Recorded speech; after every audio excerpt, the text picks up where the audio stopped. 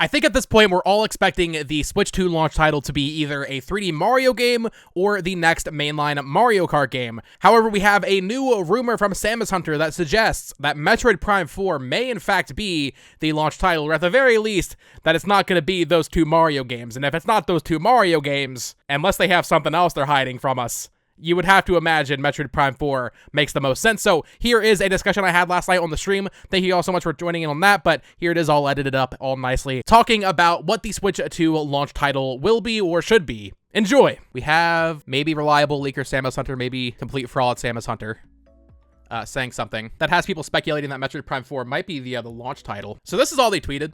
Samus Hunter said, connect, chat, 3D Mario, Mario Kart, and this gif of Miyamoto doing the X, saying it's not happening.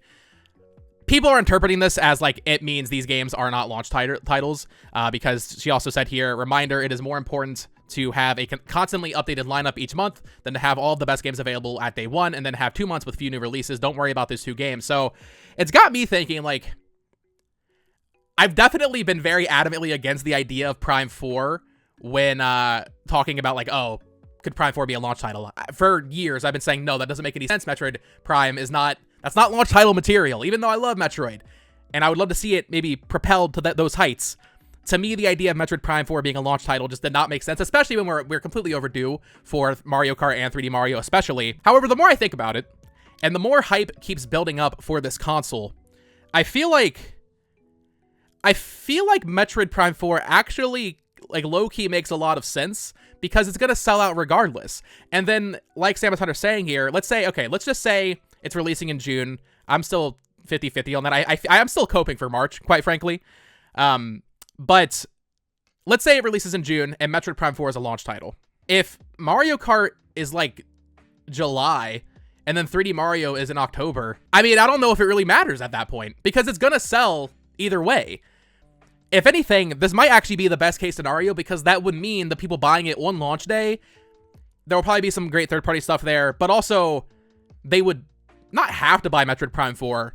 I don't think we would see the attach rate that we saw with the Switch. Remember when the Switch came out and Breath of the Wild, there were more copies of Breath of the Wild on the Switch sold than Switch units? No matter what, the console's going to sell out. People are going to buy Metroid Prime 4.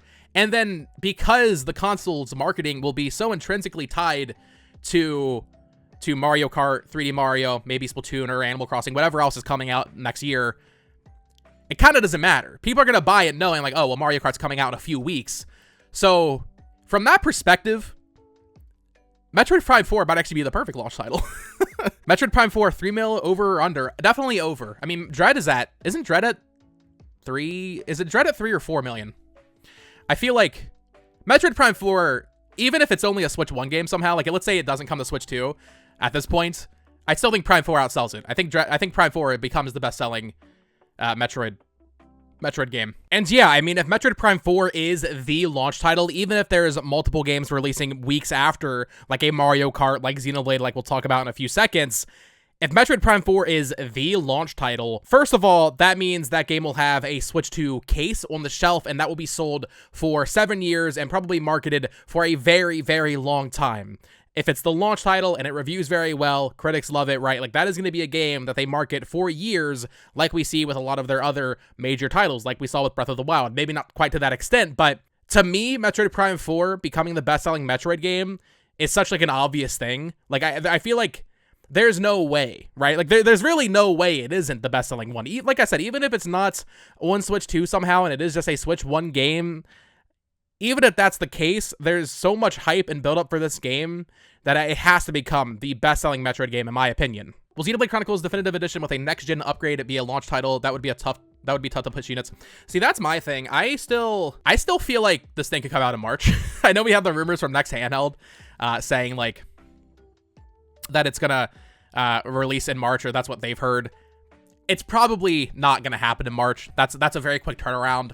But if they release it early March or like mid-March, and then you have Xenoblade X, so you have your release in mid-March, you have Metroid Prime 4 with it, you have Xenoblade X literally a week or two later with a next-gen patch, or maybe not even a next-gen patch, right? Maybe it is just like advertised as like, hey, you can play this on Switch 2. That inherently will give that game a boost, because when a new console releases, people just get excited, right? Like, people are going to be excited to buy whatever first-party stuff is coming out.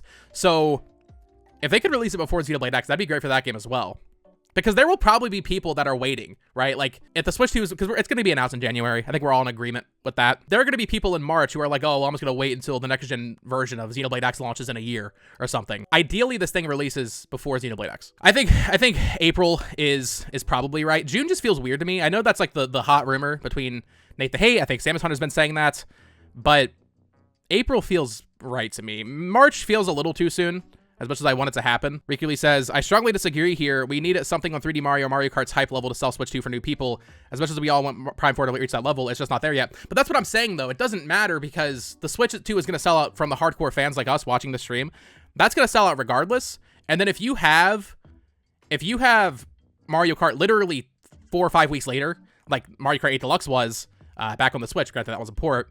If you have it set that close to launch, it really doesn't matter what the launch day game is. So they're kind of doing Metroid Prime a big service, making it a launch title in this case. But also, to Dampar's point in chat right now, he says, I could see Prime 4 being a launch title, but not necessarily the launch title. That's the thing. It's not going to be just Metroid Prime 4.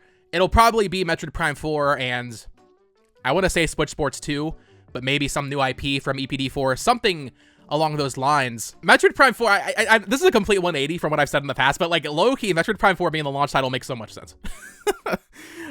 If they want to really boost up that game's numbers and get people hyped up for it. Granted, you do have the issue of it, well, it's a Switch 1 game, so people maybe won't feel compelled to buy a Switch 2, but once again, like I'm saying, if Mario Kart's a few weeks later, there's always an inherent FOMO. Nintendo consoles sell out. People will buy it for games coming out a few months down the line. A launch date game not being a crowd pleaser like Mario is fine. Just have them be launch year and enough units prime for the holiday season. Yeah, I mean, it really comes down to what the first year lineup looks like. People will say like, oh, well, the Wii U had the advantage of being no one bought a Wii U, so Breath of the Wild was, for all intents and purposes, an exclusive. I think the Metroid fans are hardcore enough to buy a new console, even if it just means, it's a better version of Metroid. And then, yeah, like I said, I think 2025 might be the best year of Nintendo ever. Especially if the Switch 2 does release in, like, March, because that would mean, 9 months of new games. I think they would have a game every single month, on top of some Switch 1 support, right? I mean, Pokemon, like, let's say Pokemon releases in November. Is that going to be the only game in November, or will they have something else? There's going to be a lot of months where they double dip on releases, I think, which is going to be really exciting. Real J Stone says, I strongly doubt we'll have a new Mario Kart game at 2025 if Nintendo wants to avoid higher demands for the new hardware. Yeah, I mean, I could see Mario Kart being a little bit later, to be honest. Like, I think before any of these rumors started with, what was it, the special edition Mario Kart 9 Switch 2 or whatever, before that all started, I'm pretty, like, set in stone on, like, let's say March to June release for the console. Sometime in the summer, you get either Splatoon 4 or Animal Crossing. You have some other single-player stuff in there. Before I would have said Astral Chain 2, but after what's happened recently, I would not say Astral Chain 2. Then you have, 3D Mario at the holiday title, like the big holiday thing. You have Pokemon Legends for Switch 1 and Switch 2. Phoebe Zero says, yeah, what about the rumored Breath of the Wild remaster? Maybe you slot that in somewhere. Like, that's already a pretty good lineup. And then what if you have Mario Kart be, like, the year anniversary title? We usually have, like, a big game in March. What if Mario Kart is... Right, yeah, Andres, you said it just now. Mario Kart March 2026. I think that is possible. And I think they would have enough software to get us through. I mean, Nintendo has so many developers right now that we just have no idea what's even happening. Camelot is one. These are like lower tier things, but like we don't know what Camelot's doing. This is the longest they've ever gone without releasing a game. It's very possible that we get a Mario Tennis next year on Switch 2, or maybe a Mario Sports compilation thing. Next Level is probably getting pretty close to being done with Luigi's Mansion 4, I would imagine. Mercury Steam. The crazy thing is, if Metroid Prime 4 wasn't in the equation, I would say Metroid 6 is coming out next year. Like the next 2D Metroid. I think that's probably pretty close. So I think that'll be a 2026 game. To your point, Andres, 2026 with Ocarina of Time Remake, Gen 10, and Smash. That's going to be a banger year. We're not going to have that 2018 period again where there's just a bunch of droughts with ports. Nintendo has absolutely like mastered the arts of pacing out their release lineup. So even when you have a year like 2024 where people will say, oh, it was a mid-year, guys, there was a game every single month. So while, yes, there might be more years that are focused on like smaller franchises, maybe there's more remakes in some years versus others, we're never going to see what happened in 2018 again, where it's only Wii U ports. I think every year of the Switch, you can expect two major, like at minimum, two major like 3D Mario Animal Crossing tier releases.